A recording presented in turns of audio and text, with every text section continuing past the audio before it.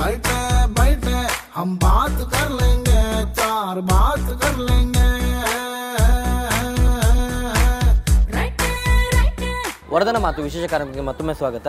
So Chiru ಹತ್ರ ಮಾತಾಡ್ತಾ ಇದ್ದೆ ನಾನು. ಲಾಸ್ಟ್ ನೋಡಿ ನಗು ಬರ್ತಾ ಇದೆ, ಆಲ್ರೆಡಿ ನಗ್ತಾ ಇದ್ದಾರೆ ಅವರು. ರೊಮ್ಯಾನ್ಸ್ ಅಂತ ಅಂದಿದ್ದಕ್ಕೆ, ಗ್ಲಾಮರ್ ಅಂದಿದ್ದಕ್ಕೆ ಅಲ್ಲ, ಏನಕ್ಕೆ ನಗ್ತಾ ಇರೋದಂದ್ರೆ ನೀನು ಹೇಳೋ ರೀತಿ ಚೆನ್ನಾಗಿದೆಯಲ್ಲ ಅನ್ನೋದಕ್ಕೋಸ್ಕರ ನಗ್ತಾ ಇರೋದು. ಅಂದರೆ ಬರೀ ಹೇಳೋ ರೀತಿ. ನಾವು ಸ್ಕ್ರೀನಲ್ಲಿ ನೋಡಿರೋದನ್ನ ಹೇಳ್ತಾ ಇದೀವಪ್ಪ. ಸ್ಕ್ರೀನಲ್ಲಿ ನೋಡಿದ್ವಿ, ಸಾಂಗ್ಗಳು ನೋಡಿದ್ವಿ. ಆ್ಯಕ್ಚುಲಿ ತುಂಬ ಹ್ಯಾಂಡ್ಸಮ್ ಆಗಿ ಒಳ್ಳೆ ಒಂದು ಪೇರ್ ಥರ ಕಾಣಿಸ್ತಾ ಇದ್ರಿ ಇಬ್ಬರು ಆನ್ ಸ್ಕ್ರೀನಲ್ಲಿ.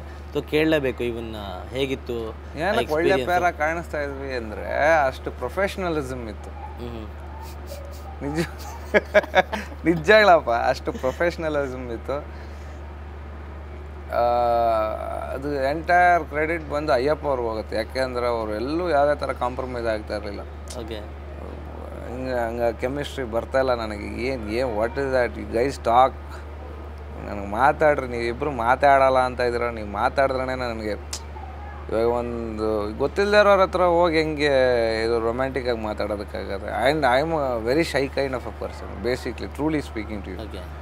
ಹಂಗಲ್ಲ ಹೋಗಿ ಮಾತಾಡೋಲ್ಲ. ನನಗೆ ಒಂಥರ ಇಬ್ಬರು ಹುಡುಗಿರ ಮೇಲೆ ಜಾಸ್ತಿ ಜನ ಇದ್ರೆ ನಂಗೆ ಕೈ ಕಾಲೆಲ್ಲ ನಡ್ಕಕ್ಕೆ ಸ್ಟಾರ್ಟ್ ಆಗುತ್ತೆ. ಇದಂತೂ ನಿಜ, ದೇವರೊಳಗೆ ಇದಂತೂ ನಿಜ.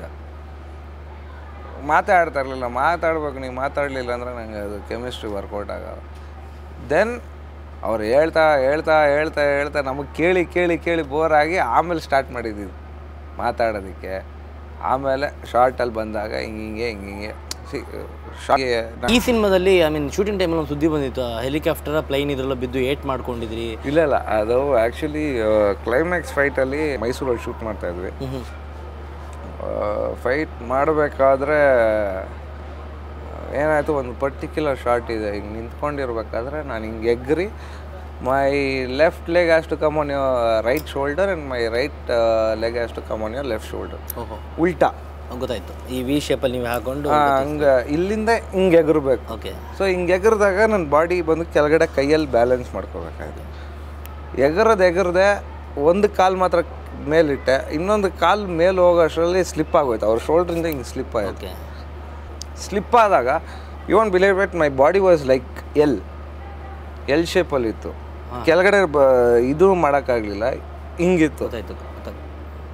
ಟಕ್ಕಂತ ಒಂದು ಸೌಂಡ್ ಬಂದು ನನ್ನ ಬ್ಯಾಕಿಂದ. ನಾನು ಏನೋ ಆಯಿತು ನನಗೆ. ಆಲ್ ಆಫ್ ಸಡನ್ ನನಗೆ ಉಸಿರಾಡೋಕ್ಕಾಗಲಿಲ್ಲ. ಓಕೆ. ಒಂಥರ ಉಸಿರು ಕಟ್ಕೊಂಡ್ಬಿಡ್ತು, ಕಣ್ಣಲ್ಲೆಲ್ಲ ನೀರು ತುಂಬ್ಕೊಂಡ್ಬಿಡ್ತು. ಒಂದು second, fraction of a second I felt I was like passed out. Total ಒಂಥರ ತಲೆ ಸುತ್ತರೆ ಹೆಂಗಿರತ್ತೆ ಹಂಗೆ ಅನಿಸ್ಬಿಡ್ತು ನನಗೆ.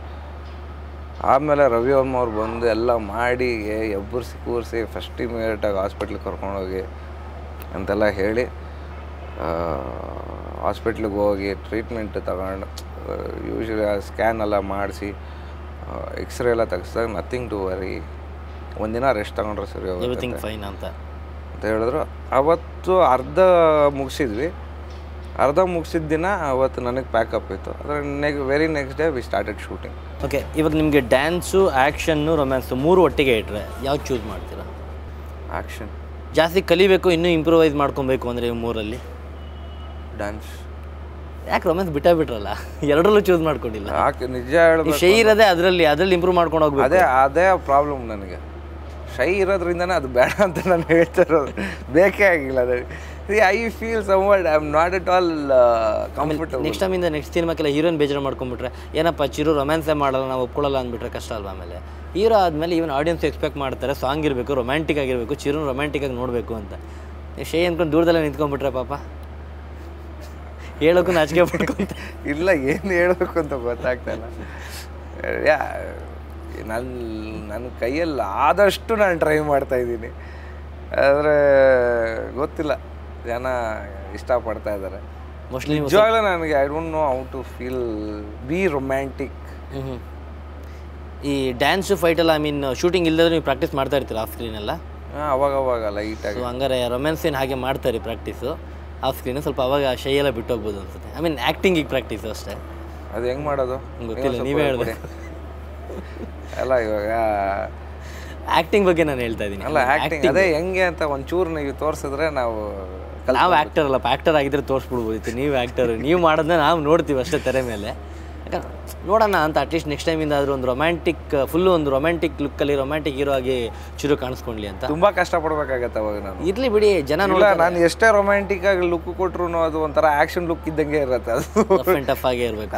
ಅದೇನೋ ಒಂದು ನನಗೆ ಡಿಫಾಲ್ಟ್ ಅನ್ಸ್ಬಿಡುತ್ತೆ. ಒಂದು ಸ್ವಲ್ಪ ರೊಮ್ಯಾಂಟಿಕ್ ಆಗಿ ನೋಡೋಣ, ನಮ್ಗೆ ನೋಡೋಕ್ಕೆ ಬರಲ್ಲ.